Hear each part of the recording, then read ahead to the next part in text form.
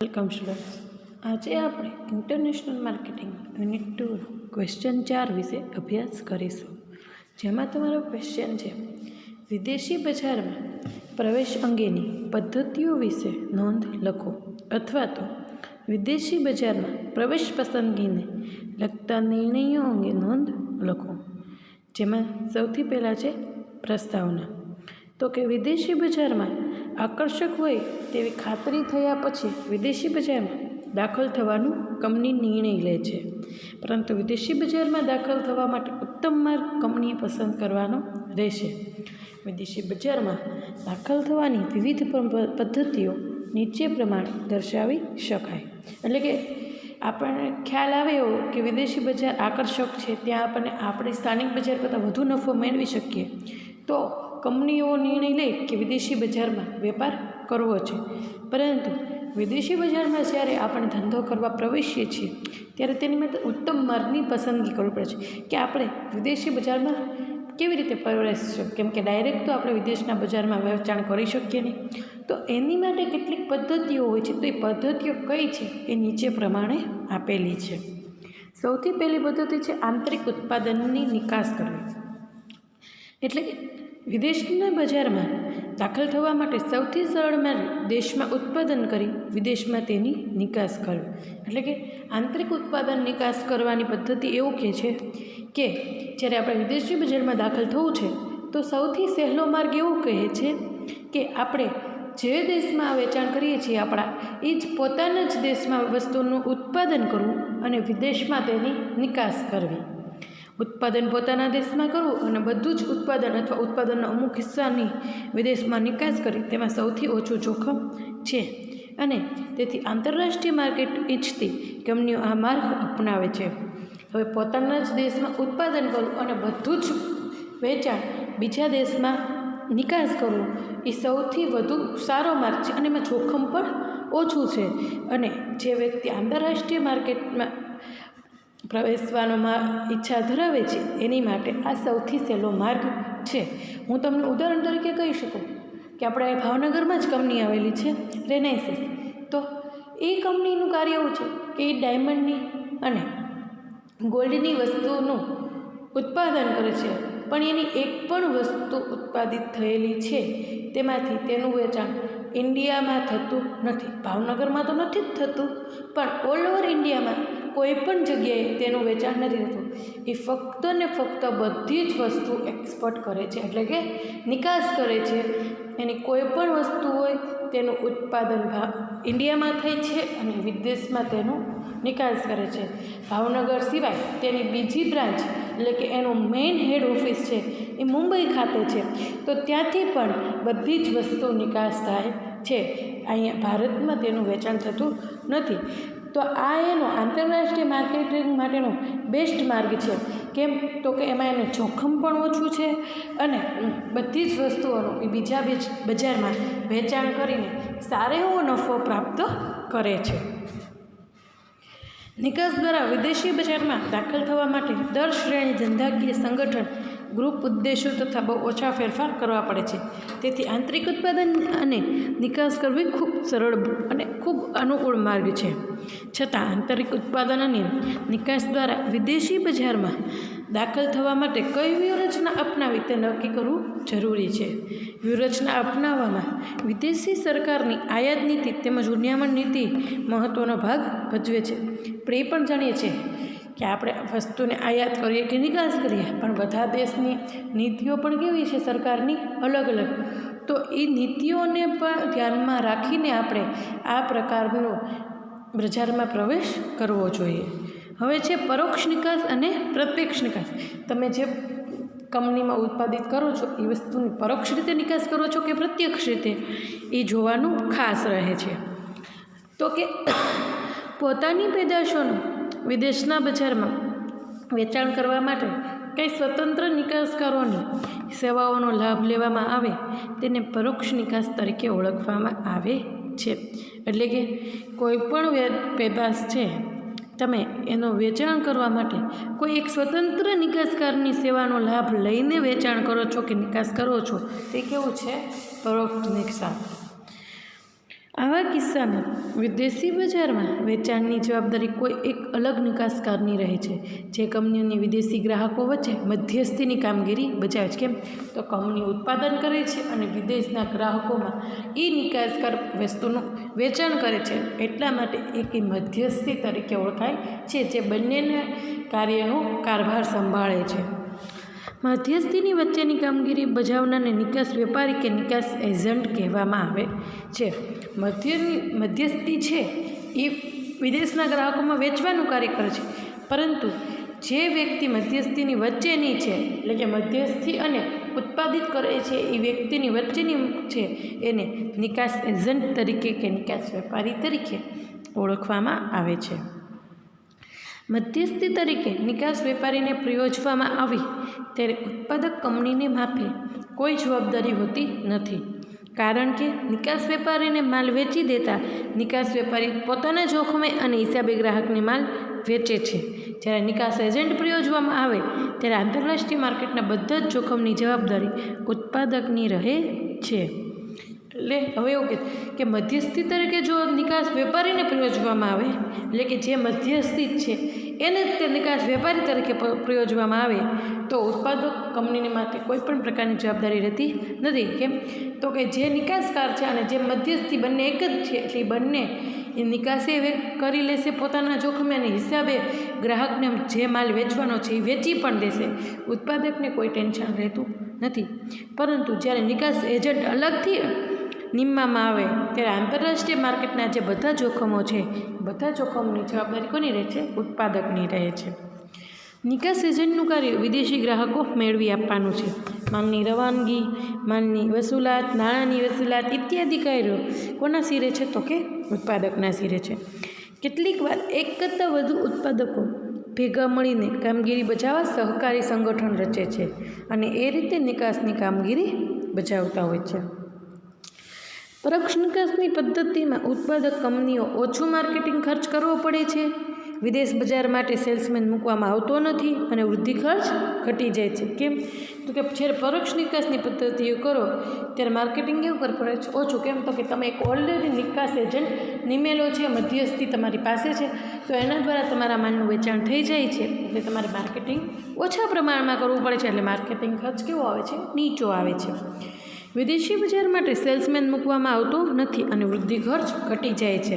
આંતરરાષ્ટ્રીય માર્કેટિંગના જોખમનું પ્રમાણ પણ કેવું રહે છે? ઓછું રહે છે, તથા માર્કેટિંગ જાણકારી મધ્યસ્થીઓ પૂરી પાડે છે. આંતરરાષ્ટ્રીય માર્કેટના શરૂઆતના તબક્કા કે પેઢી માટે કંપની પરોક્ષ નિકાસ પદ્ધતિ વધુ અનુકૂળ છે. એટલે કે જ્યારે આંતરરાષ્ટ્રીય માર્કેટનો શરૂઆતનો તબક્કો હોય ત્યારે કંપની કે પેઢી માટે પરોક્ષ નિકાસ પદ્ધતિ જ સારી અને અનુકૂળ પદ્ધતિ છે. હવે છે પ્રત્યક્ષ નિકાસ. તો કે વિદેશી ગ્રાહકોને ઉત્પાદક કંપની પોતાની પેદાશોનું સીધું વેચાણ કરે ત્યારે તેને પ્રત્યક્ષ નિકાસ કહેવાય. પરોક્ષ નિકાસ કોને કહેવાય? તો કે વચમાં કોઈ તમે કમિશન એજન્ટ રાખો છો, મધ્યસ્થી રાખો છો.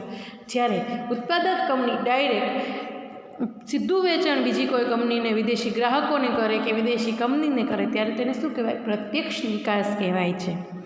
મોટા પાયા પર કરવામાં આવતું અથવા વિદેશી બજારમાં પર્યાપ્ત કદ ધરાવતા ન હોય તેના સંજોગોમાં પ્રત્યક્ષ નિકાસ આવકાર્ય છે. અલબત્ત પ્રત્યક્ષ નિકાસ કરવા માટે મોટું મૂડીરોકાણ કરવું પડે છે, પરંતુ તેની સામે કંપનીને ઊંચું વળતર પણ મળે છે. એટલે કે જ્યારે તમે ડાયરેક્ટ ગ્રાહકોને વસ્તુ વેચવા માંગો છો ત્યારે પ્રત્યક્ષ નિકાસ કરો છો, તો પ્રત્યક્ષ નિકાસ કરવા માટે તમારે મોટા પ્રમાણમાં મૂડીરોકાણ કરવું પડે છે. પણ એ વાત પણ સાચી છે કે મોટા મૂડીરોકાણની સામે તમને વળતર પણ કેવું મળે છે? ઊંચું મળે છે. પ્રત્યક્ષ નિકાસ કરતી કંપની કઈ? તો કે સંગઠન કક્ષાએ અલગ નિકાસ વિભાગ ઊભો કરી શકે. એટલે કે જે કંપની પ્રત્યક્ષ નિકાસ કરે છે એ સંગઠનનો જે કક્ષાએ ત્યાં પોતાનો એક અલગ વિભાગનો ઊભો કરી શકે નિકાસનો. પછી નિષ્કાસ માટે સહાયક અલગ કંપની પણ ઊભી કરી શકે, અથવા પોતાની શાખા વિદેશમાં ખોલી શકે. તો પોતાની શાખા વિદેશમાં ખોલવા માટે એક મૂડીરોકાણ ખૂબ જ ઊંચું કરવું પડે. દેશમાં કાર્યક્ષેત્ર ધરાવતી વિદેશી કંપની કે સંસ્થા કે વિતરક કે એજન્ટ તરીકે નિમી શકે, અથવા દેશમાં કોઈ વિદેશી કંપની હોય તો એની સાથે વિતરક તરીકે કે એજન્ટ તરીકે પણ એવું કોઈ નિમી શકે, જેથી આંતરરાષ્ટ્રીય બજારમાં સહેલાઈથી પ્રવેશ મેળવી શકે. ઉપરોક્ત વિકલ્પમાંથી કયો વિકલ્પ અપનાવો તેનો આધાર કંપનીના કુલ ઉત્પાદનનું પ્રમાણ, કુલ ઉત્પાદનમાં નિકાસનો હિસ્સો, વિદેશી બજારમાં કંપનીનો હિસ્સો, કંપનીનું સંગઠન સ્વરૂપ વગેરે બાબત પર રહેલો છે. એટલે કે ઉપર દર્શાવેલ વિકલ્પમાંથી કયો વિકલ્પ અપનાવો એ આ બધી બાબત ઉપર રહેલો છે. જો આ કોઈ એક બાબતને પણ સ્કીપ કરીને આપણે નિર્ણય લઈએ તો કદાચ ભવિષ્યમાં એ આપણને નુકસાનકારક બને એવું બની શકે. એવું ન થાય એટલે બધી જ બાબતોનો વિચાર કર્યા બાદ નિર્ણય પ્રક્રિયા કરવી જોઈએ. પછી છે વિદેશમાં પ્રત્યક્ષ મૂડી રોકાણ. વિદેશી બજારમાં દાખલ થવાનો બીજો માર્ગ એ છે કે વિદેશમાં પોતાની સંપૂર્ણ માલિકીનું ઉત્પાદન એકમ ઊભું કરવું. એટલે કે હવે બીજો માર્ગ એવો કહે છે કે પોતાની જ માલિકીનું નવું એકમ વિદેશમાં ઊભું કરી દેવું. વિદેશી બજારમાં માર્કેટિંગનો પર્યાપ્ત અનુભવ હોય તો કંપનીની પેદાશો બજારમાં સ્વીકાર પામી હોય, વિદેશી બજારમાં ઉપસ્થિત તકો આકર્ષક હોય અને લાંબા સમય સુધી ટકી શકાય તેમ હોય, વિદેશમાં પ્રત્યક્ષ મૂડીરોકાણને અનુકૂળ વાતાવરણ અસ્તિત્વ ધરાવતું હોય તેવા સંજોગોમાં આ માર્ગ અપનાવવો જોઈએ.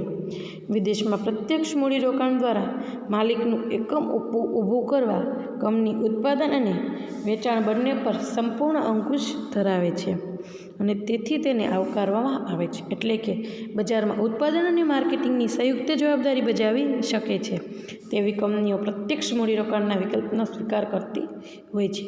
એટલે એવું કહે છે કે જ્યારે પોતાની જ માલિકનું આખું નવું એકમ વિદેશમાં ઊભું કરી દઈએ તો ત્યાં પછી તો કે ત્યાં પહેલાં આપણને વિદેશી માર્કેટનો પર્યાપ્ત અનુભવ હોવો જોઈએ.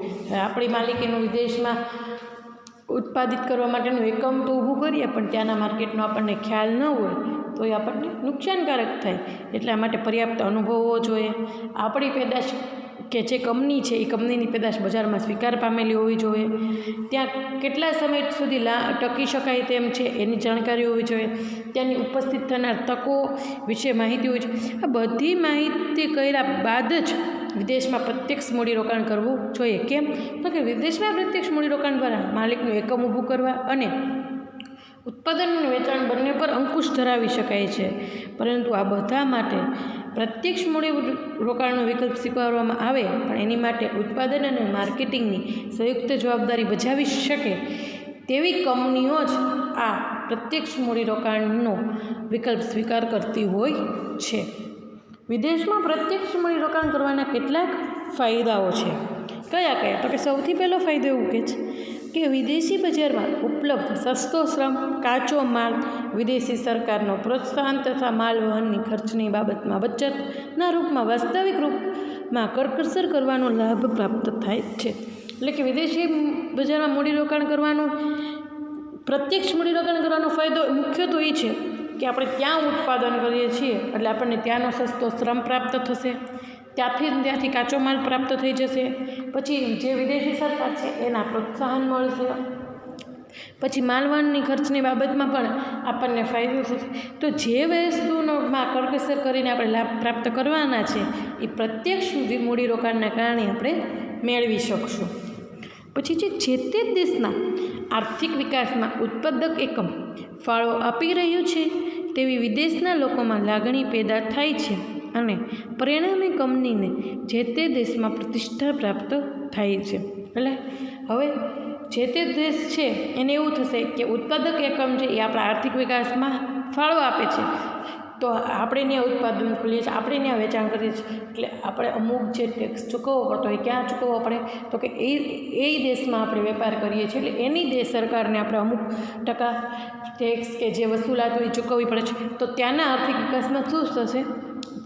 આપણો ફાળો રહેશે. તો એ લોકોના દેશમાં એવી લાગણી પેદા થશે કે આપણા આર્થિક વિકાસમાં વધારો થાય છે, પરિણામે આપણને જે તે દેશની પ્રતિષ્ઠા પ્રાપ્ત થશે.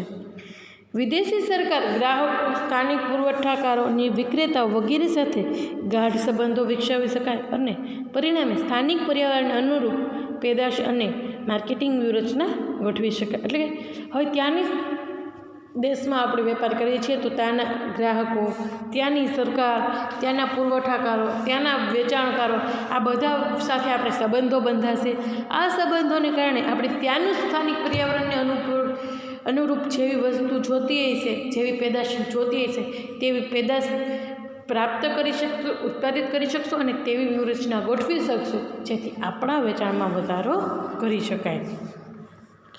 ઉત્પાદક એકમની પ્રવૃત્તિઓ પર સંપૂર્ણ અંકુશ રાખી શકાય છે અને પરિણામે લાંબા ગાળાનું ધ્યેય પૂર્ણ કરવાનું સરળ બને છે. એટલે પછી જે આપણી એકમની પ્રવૃત્તિ છે એની ઉપર સંપૂર્ણ અંકુશ રાખી શકાય છે અને લાંબા ગાળાના ધ્યેય પણ પ્રાપ્ત કરી શકાય છે. વિદેશમાં પ્રત્યક્ષ મૂડીરોકાણનો ગેરલાભ એ છે કે વિદેશી ચલણનું અવમૂલ્યન થવા પામે ત્યારે વિદેશમાંની અનામત સ્થગિત કરી દેવામાં આવે, ત્યારે જે તે દેશના વિદેશી મૂડી જપ્ત કરી લેવામાં આવે ત્યારે અથવા વિદેશી સાહસોનું રાષ્ટ્રીયકરણ કરી દેવામાં આવે ત્યારે આવી અનિશ્ચિતતાઓ વિદેશી મૂડીરોકાણકારને જોખમી બનાવવા છે અથવા તો સલામતી બક્ષે છે. એટલે કે જેટલા પ્રત્યક્ષ વિદેશી મૂડીરોકાણના ફાયદા છે એટલા જ ગેરફાયદા પણ છે. એવું કહે છે કે જ્યારે વિદેશી ચલણનું અવમૂલ્યન એટલે કે જે વિદેશમાં જે ચલણ ચાલે છે ત્યારે એનું કોઈ મહત્ત્વ ન રહે ત્યારે જેટલી વિદેશમાં અનામત હોય એને સ્થગિત કરી દેવામાં આવે, જેટલી મૂડીઓ એને જપ્ત કરી લેવામાં આવે અથવા જે સાહસો છે એનું રાષ્ટ્રીયકરણ કરી દેવામાં આવે તો કંપનીને કે ઉત્પાદકને અનિશ્ચિતતાનો સામનો કરવો પડે છે. હવે છે સંયુક્ત સાહસની સ્થાપના કરવી. આપણે આ તો જાણ્યું કે પહેલું આપણે એવું જાણ્યું કે નિકાસ કરીને આંતરરાષ્ટ્રીય બજારમાં પ્રવેશી શકાય. બીજું એવું જાણ્યું કે આપણે પોતાનું જે કંપની ખોલવાનું એટલે કે પ્રત્યક્ષ મૂડીરોકાણ કરવાનું. અને ત્રીજું એવું કહે છે કે સંયુક્ત સાહસની સ્થાપના કરવી એટલે કે કોકની સાથે પાર્ટનરશિપ કરીને આંતરરાષ્ટ્રીય બજારમાં પ્રવેશ મેળવવો. તો કે જે વિદેશી બજારમાં દાખલ થવું હોય તે દેશની ભાગીદારી માટે 10 દેશમાં ઉત્પાદન એકમ શરૂ કરવો અને ઉત્પાદિત પ્રદર્શન તે દેશમાં વેચાણ કરો અને સંયુક્ત સાહસની પદ્ધતિ કહે છે. એટલે કે ભાગીદારી કરીને જે ઉત્પાદન એકમ શરૂ કરવામાં આવે છે એને શું કહે છે? સંયુક્ત સાહસની પદ્ધતિ. નિકાસની પદ્ધતિ હેઠળ ઉત્પાદન એક દેશમાં વેચાણ બીજા દેશમાં થાય છે, જ્યારે સંયુક્ત સાહસની પદ્ધતિ હેઠળ ઉત્પાદન અને વેચાણ કે એક જ દેશમાં કરવામાં આવે છે. એટલે કે નિકાસ પદ્ધતિ હેઠળ શું છે કે ઉત્પાદન એક દેશમાં થાય, વેચાણ બીજા દેશમાં થાય, જ્યારે સંયુક્ત સાહસની પદ્ધતિમાં ઉત્પાદન અને વેચાણ બંને એક જ દેશમાં કરવામાં આવે છે. પ્રત્યક્ષ મૂડીરોકાણ અને સંયુક્ત સાહસ વચ્ચે પણ એટલો જ તફાવત જોવા મળે છે. આમાં પણ બંને જેટલો જ તફાવત છે, કેમ કે પ્રત્યક્ષ મૂડીરોકાણમાં પણ જ્યાં ઉત્પાદન થાય ત્યાં જ વેચાણ થાય છે. સંયુક્ત સાહસમાં વિદેશી ભાગીદારી સામેલ હોય છે અને વિદેશી હિતોને પણ સાંકળી લેવામાં આવે છે અને પરિણામે આ પદ્ધતિથી વિદેશના લોકો વધુ આવકાર્ય બને છે. સંયુક્ત સાહસની પદ્ધતિમાં ભાગીદારીમાં કોણ હોય છે? તો કે વિદેશી ભાગીદાર હોય છે. એટલે ત્યાં વિદેશના લોકો પણ આ પદ્ધતિમાં વધુ રસ લે છે અને આવકાર્ય છે. સંયુક્ત સાહસના અનેક પ્રકારો જોવા મળે છે જે નીચે પ્રમાણે છે. એટલે કે હવે સંયુક્ત સાહસ પદ્ધતિ જ્યારે તમે અપનાવો ત્યારે એના અનેક પ્રકારો જોવા મળે છે જેના વિશે વાત કરેલી છે. તો સૌથી પહેલાં એવું કે છે વિદેશી કંપનીને પરવાનો આપવો. વિદેશની કોઈક એક કંપનીને ઉત્પાદન પ્રક્રિયા, ટ્રેડમાર્ક, પેટન્ટ કે ખાસ મૂલ્ય ધરાવતી કોઈ બાબતનો ઉપયોગ કરવાનો હક આપવામાં આવે છે અને તેના બદલામાં ફી કે રોયલ્ટી લેવામાં આવે છે. ઘણીવાર વિદેશી કંપની ઉત્પાદન માટે જરૂરી ટેકનિકલ જાણકારી પણ પૂરી પાડે છે. આ રીતે વિદેશ બજારમાં દાખલ થઈ શકાય છે. એટલે કે વિદેશની કોઈ એક કંપની છે એ પોતાની ઉત્પાદન પ્રક્રિયા માટે કોઈ પેટન્ટ, ટ્રેડમાર્ક કે ખાસ મૂલ્ય ધરાવતી કોઈ બાબતનો ઉપયોગ કરવાનો હક બીજી કંપનીને આપવામાં આવે છે. એના બદલામાં શું મેળવે છે? ફી કે રોયલ્ટી.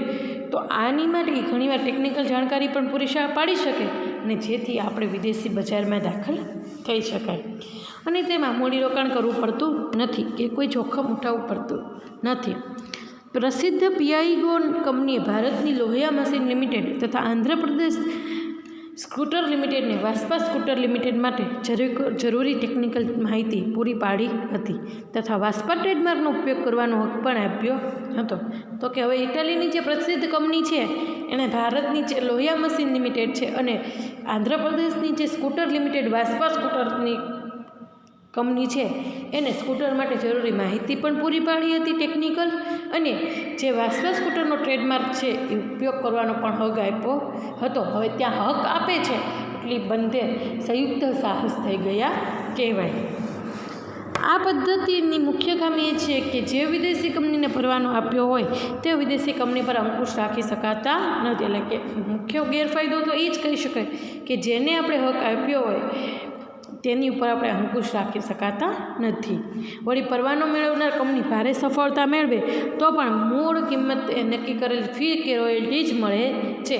હવે તમે કોઈ કંપનીને પેટન્ટ આપો છો, ટ્રેડમાર્ક વાપરવા આપો છો અને જોઈ પરવાનો મેળવનાર કંપની છે ખૂબ જ સફળતા મેળવે તોય તમને તો તમે જેટલી પેટન્ટ કે ટ્રેડમાર્ક માટેની ફી કે રોયલ્ટી નક્કી કરેલી છે એટલું જ પ્રાપ્ત થાય છે. બાકી વધારાનો નફો પરવાનો મેળવનાર કંપનીને જાય છે.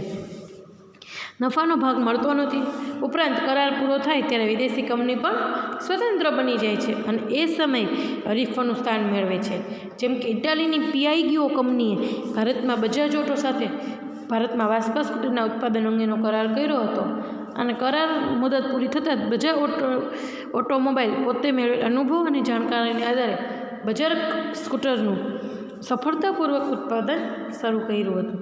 ત્યાર પછીના વર્ષમાં આંતરરાષ્ટ્રીય બજારમાં વાસ્પા કંપનીની હરીફાઈ કરીને ભારે સફળતા મેળવી હતી. તો ઘણીવાર એવું થાય છે કે કરાર પૂરો થયા બાદ બંને કંપની સ્વતંત્ર થઈ જાય છે અને પોતાનું નવું ઉત્પાદન શરૂ કરે છે અને પોતે હરીફાઈમાં ઉતરે છે. બીજું છે વિદેશી કંપની સાથે ઉત્પાદનનો પ્રકાર. વિદેશી બજારમાં ઉપલબ્ધ સસ્તો શ્રમ તથા કાચા માલનો લાભ મેળવવો હોય અને વિદેશના મૂડીરોકાણને જોખમથી અળગા રહેવું હોય તો વિદેશી કંપની સાથે ઉત્પાદનનો કરાર કરી શકાય છે. જ્યારે માર્કેટિંગની સમગ્ર જવાબદારી પોતાની હસ્તક રાખી શકાય છે. પરંતુ આ પ્રકારની પદ્ધતિ હેઠળ કંપની ઉત્પાદન ઉપર કાબૂ રાખી શકતી નથી તથા ઉત્પાદન કરતી કંપનીએ ઉત્પાદનમાં જે નફો મળે તેવા ભાગ પણ મળતો નથી. એટલે કે વિદેશી બજારમાં જે સસ્તો શ્રમ ઉપલબ્ધ છે, જે કાચો માલ ઉપલબ્ધ છે એનો લાભ મેળવવો હોય તો વિદેશી મૂડીરોકાણનું જે જોખમ છે એનાથી દૂર રહેવું જોઈએ અને વિદેશી કંપની સાથે શેનો કરાર કરવો જોઈએ તો કે ઉત્પાદનનો અને માર્કેટિંગની જવાબદારી પોતાના હસ્તક રાખી શકાય. પરંતુ આની મુખ્ય ખામી છે કે આપણે ઉત્પાદન ઉપર કાબૂ રાખી શકતા નથી અને જે કંપનીને ઉત્પાદનમાં નફામાં ભાગ મળે એ ભાગ પણ આપણે મળતો નથી. પછી ત્રીજું છે વિદેશી કંપનીનું સંચાલન હાથ ધરવું. વિદેશમાં કાર્યરત કંપની પૂરતા પ્રમાણમાં મૂડી ધરાવતી હોય પરંતુ કાર્યક્ષમ સંચાલનનો અભાવ હોય તેવી કંપનીનું સંચાલન પોતાને હસ્તક લઈ બજારમાં પ્રવેશ કરી શકાય છે. આ પદ્ધતિ હેઠળ વિદેશ બજારમાં દાખલ થવા માટે કોઈ મૂડીરોકાણ કરવું પડતું નથી તથા શરૂઆતથી જ આવક પ્રાપ્ત થઈ શકે છે. આ સંચાલન પોતાના હસ્તક હોવાથી જ મહત્ત્વના માર્કેટિંગ નિર્ણય લેવામાં સ્વતંત્રતા પણ જળવાય છે. જે કંપનીનું સંચાલન હાથ ધરવામાં આવ્યું હોય તે કંપનીના અમુક શેર ખરીદીને જ જે તે દિવસે કંપનીની મૂડીમાં પણ ભાગીદારી પ્રાપ્ત કરી શકાય છે. એટલે કે કોઈ પણ વિદેશની કંપની છે એની પાસે પૂરતા પ્રમાણમાં મૂડી તો છે પરંતુ ત્યાં કાર્યક્ષમતાનો અભાવ છે, કાર્યક્ષમ સંચાલનનો અભાવ છે. તો ત્યાંની કંપનીનું સંચાલન આપણા હસ્તક લઈને આ પદ્ધતિ હેઠળ આપણે બજારમાં દાખલ થઈ શકીએ છીએ અને કંપનીનું સંચાલન આપણે કરી શકીએ છીએ અને જેમ સમય જાય તેમ કંપનીના શેર લઈને આપણે કંપનીની ભાગીદારીમાં પણ પ્રાપ્ત મેળવી શકીએ છીએ. છેલ્લો પ્રકાર છે સંયુક્ત માલિકીનું સાહસ. વિદેશી બજારમાં સંયુક્ત માલિકીનું સાહસ ઊભું કરીને બજારમાં પ્રવેશ કરવો તે સૌથી સરળ અને સચોટ ઉપાય છે જેથી કરીને કંપનીનું મૂલ્ય અને સંચાલન બંને બાબતો પર અંકુશ જળવાઈ રહે.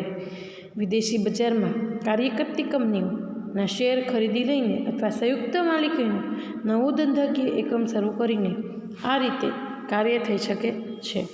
ઘણી વિદેશી કંપનીઓએ આ પ્રકારના સંયુક્ત સાહસ ભારતમાં ઊભા કર્યા છે. દાખલા તરીકે હીરો હોન્ડા, ટાટા સુમો, ટોયોટા વગેરે.